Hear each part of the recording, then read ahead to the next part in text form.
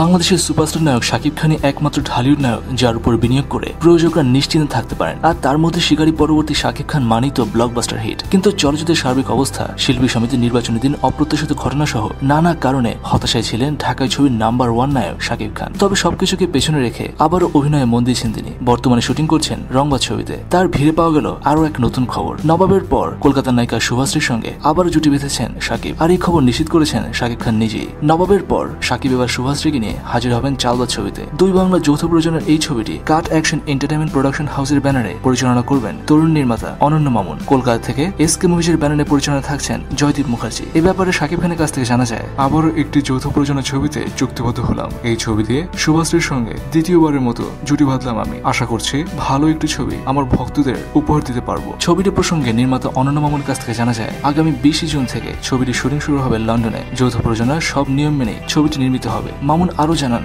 ছবিতে শাকিব শুভাশ্রী ছাড়াও থাকছেন কলকাতার নায়ক ওম এবং দুই বাংলার এক ঝাঁক তারকা। চলতি বছরেই ছবিটি মুক্তি দেওয়া হবে বলে জানা গেছে। দর্শক, ঢালিউডের ভেতরের সূত্র বলছে, নবাব ছবিতে শাকিব শুভাশ্রীকে এতটাই ভালো লেগেছে যে তাদের ছবি মুক্তি পাওয়ার আগেই এই জুটিকে আবারও চুক্তিবদ্ধ করা হলো নতুন ছবির জন্য। কোটি টাকায় নির্মিত চালবাজ ছবির প্রতিটি আপডেট কভার করছে খবর টিভি। তাই সাবস্ক্রাইব করে আমাদের সাথেই থাকুন।